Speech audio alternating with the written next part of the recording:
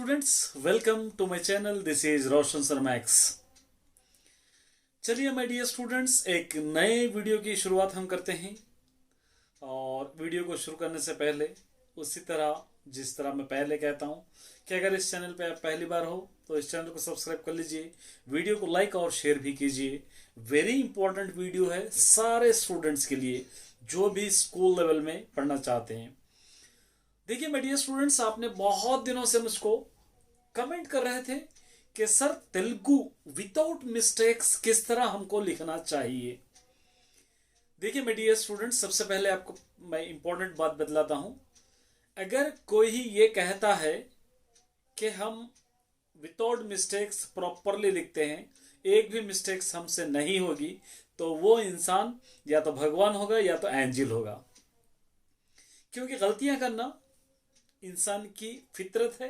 कहीं ना कहीं मिस्टेक्स हो जाती है, कहीं ना कहीं होती है, लेकिन उसको रेक्टिफाई करना हमारी रिस्पॉन्सिबिलिटी है।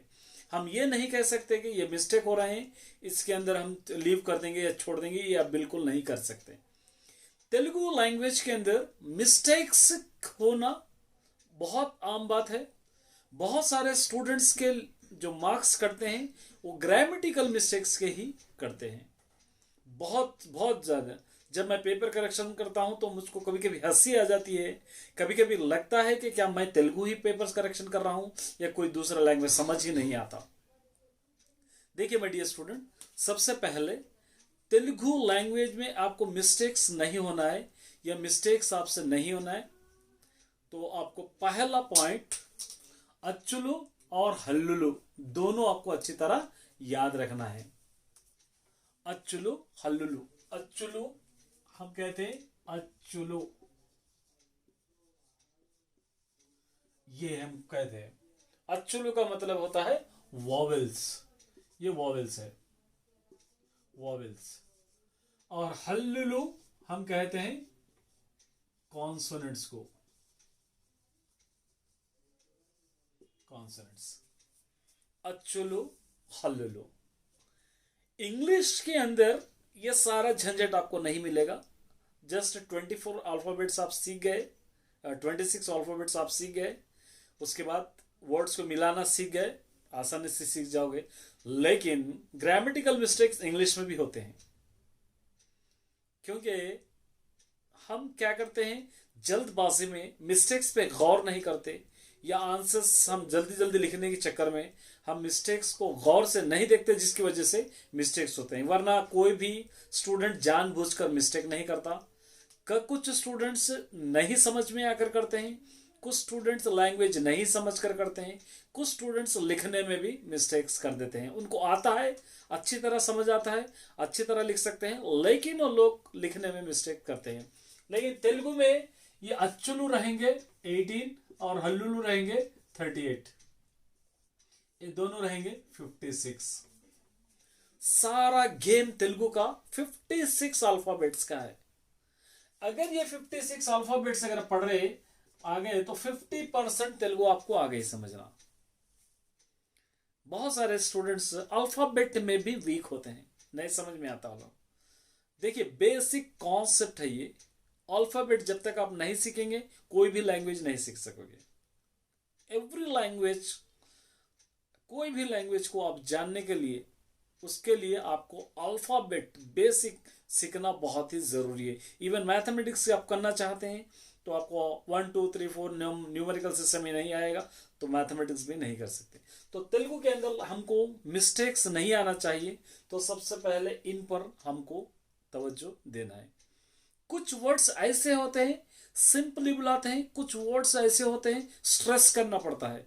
जैसा का आप लिखे ख, ये हो गया। हम क्या करते हैं, कभी कभी ये का आ गया तो ये लिख देते, ये का। अब दुखमु हम लिखते हैं, दुखमु असल ऐसा आएगा, दुखमु ये करेक्ट है, द्विसर्गा। लेकिन ऐसे भी लिखेंगे तो करेक्ट होगा, दुखमु ये भी करेक्ट होगा। अगर आप दुखमु ऐसा लिख रहे हैं, दुखमु ये गलत हो जाएगा, ये रॉन्ग है, ये स्पेलिंग मिस्टेक हो गया है हमको। तो इस तरह अगर आप अपने लैंग्वेज को सुधारना चाहते हैं या विदाउट मिस्टेक्स लिखना चाहते हैं तो ये अल्फाबेट आपको कंपलसरी 100% पक्के याद करना है। कौन से प्रोनाउंसिएशन किस तरह हम करते हैं, कौन से वर्ड्स को किस तरह हम प्रोनाउंस करते हैं उस। अब जैसा आप लिखे थ, लिख रहे त, ये सिर्फ ऐसा थोड़ा स्ट्रेस करके था करें तो ऐसा आ जाएगा ये।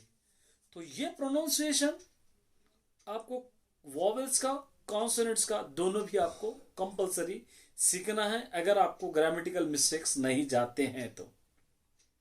ये 50% आपकी तेलुगु यहां पर पक्की हो जाएगी विथ प्रोनाउंसिएशन। कह रहा हूं मैं, सिर्फ याद करना नहीं।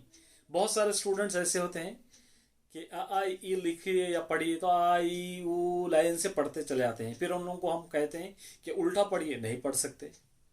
क्यों नहीं पढ़ सकते? क्योंकि वर्ड्स की आइडेंटिफिकेशन नहीं होती है वहां पर। अगर वर्ड्स की आइडेंटिफिकेशन होगी तो कहीं से भी दो आसानी से पढ़ लेंगे, चाहे उल्टा पढ़ो, चाहे सीधा पढ़ो, चाहे बीच बीच में से वर्ड्स आप पूछो, तो वर्ड्स आइडेंटिफिकेशन होती है तो आप आसानी से पढ़ सकते हो। बहुत इंपॉर्टेंट पॉइंट है ये वर्ड आइडेंटिफिकेशन।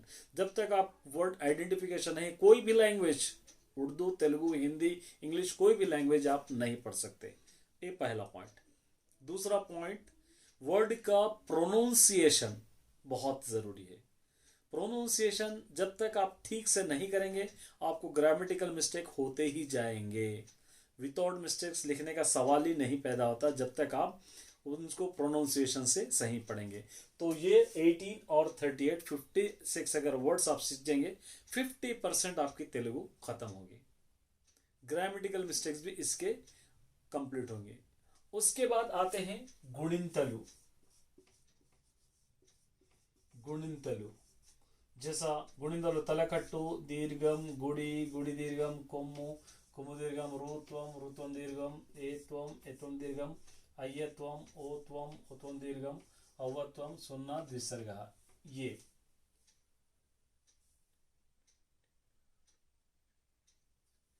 ये गुणिंतल।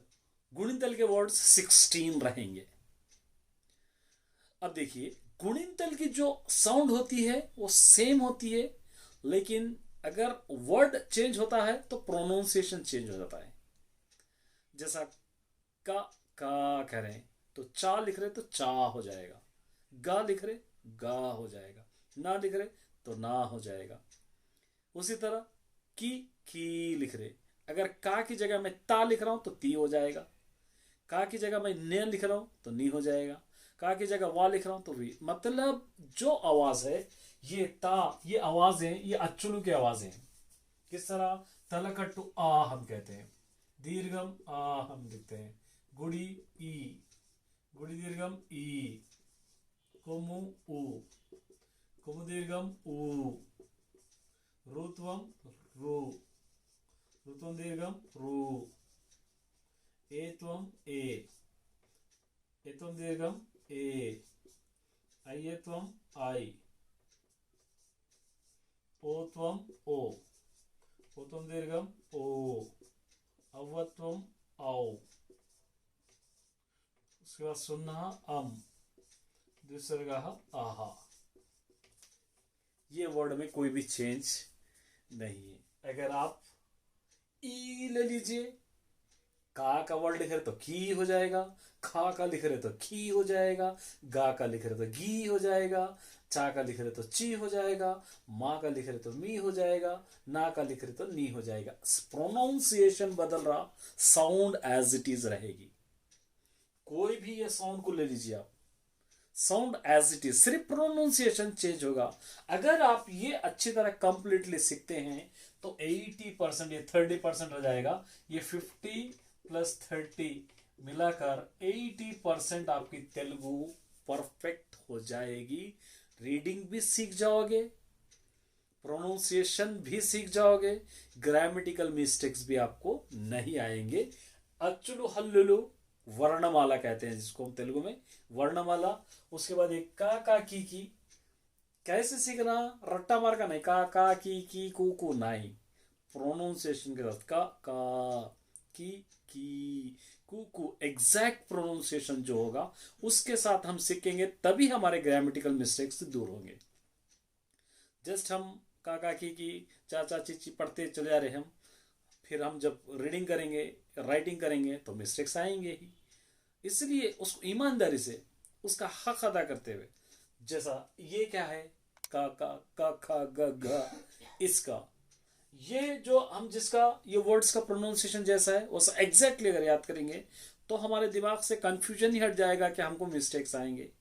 80% रहा 20%, ये 20% क्या रहेंगे, वत्तुलु रहेंगे। वत्तुलु वत्तुलु भी आपको याद करना है अगर आपको और 20% तेलुगु सीखने के लिए।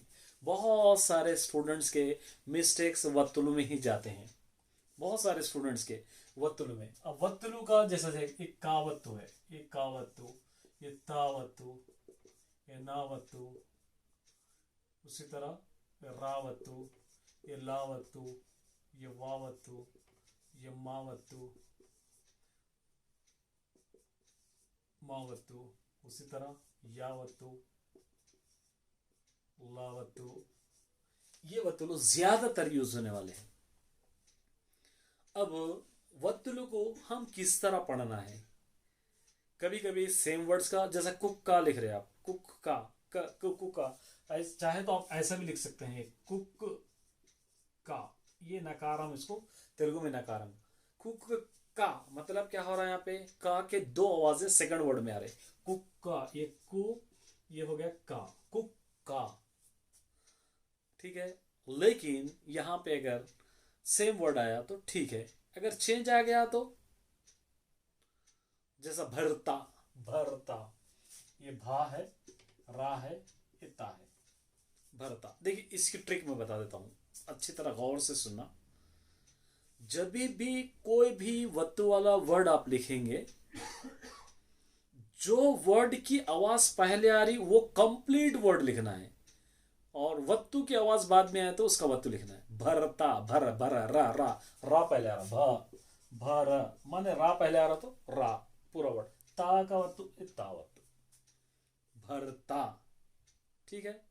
दुर्गमु, दुर्गमु, दू पहले आ रहा, रा पहले आ रहा तो रा पूरा लिखना है, दू लिखे, गा, रा पहले, गा मु, तो मतलब दुर्गमु, रा का वर्ड पहले आ रहा तो कंप्लीट वर्ड लिखना है, गा का वत्तु आ रहा है तो वत्तु लिखना, उसको कंप्लीट वर्ड दुर्गमु, ठीक है। कुर्ची, कु, रा पहले आ रहा, रे, ची, कुर्ची, ची, खींच रहे हैं तो दीर्घम। ये छोटे छोटे वर्ड्स है, आपको कंप्लीटली ग्रामेटिक मिस्टेक अवॉइड कराने के लिए काफी हो जाएंगे। तो इसको अच्छा सीखना है, क्योंकि ज्यादा लेंथी वीडियो में नहीं कर रहा तो बहुत लेंथी हो जाएगी, बहुत इंपॉर्टेंट टॉपिक है, बहुत बड़ा टॉपिक है। तो सबसे पहले आपको क्या करना है, वर्णमाला एग्जैक्टली प्रोनाउंसिएशन के साथ, वर्ड आइडेंटिफिकेशन के साथ पक्का याद करना है, अच्छी तरह याद करना है। सेकंड, गुणिंतमुलु, गुणिंतमुलु प्रोनाउंसिएशन बदलेगा, आवाज सेम रहेगी। का लिख रहे तो का ही रहेगा, चा लिख रहे तो चा होगा, का माने आ की आवाज आ रही, चा में भी आ की आवाज आती, रा लिख रहे तो रा में भी आ की आवाज आती, अगर री लिख रहे तो ई की आवाज आती, की लिख रहे तो भी ई की आवाज आती, उसी तरह नी भी लिख रहे तो ई की, मतलब आवाजें सेम रहेंगे, प्रोनाउंसिएशन बदलेगा। लेकिन इसके अंदर भी कहां पर खींच कर पढ़ना है, कहां पर छोटा पढ़ना है, अच्छी तरह याद रखना है आपको। क इस तरह खींच कर कहां पर पढ़ना है, कहां पर उसको स्टॉप कर देना है सडनली, ये अच्छी तरह आपको याद करना है ताकि आपके ग्रामेटिकल मिस्टेक्स नहीं हो। उसके बाद आवाजें, आवाजों में वत्तुलु जिसको हम कहते हैं, वत्तुलु कब लिखेंगे हम, कोई भी वर्ड अगर लिखते वक्त पहली जो आवाज आ रही वो कंप्लीट वर्ड लिखना, उसके बाद का वत्तु डालना। वत्तु का मतलब आधा वर्ड, दो आवाजें जहां पर मिलकर आते हैं उसको हम वत्तु कहते हैं, मात्राएं कहते हैं। तो ये छोटी सी वीडियो थी आपको अपने ग्रामेटिकल मिस्टेक्स के लिए। और एक और ट्रिक है ग्रामेटिकल मिस्टेक्स नहीं आने की, सबसे पहले लिखते वक्त सोच समझकर अच्छी तरह लिखना है, स्लो स्लो लिखना है आपको।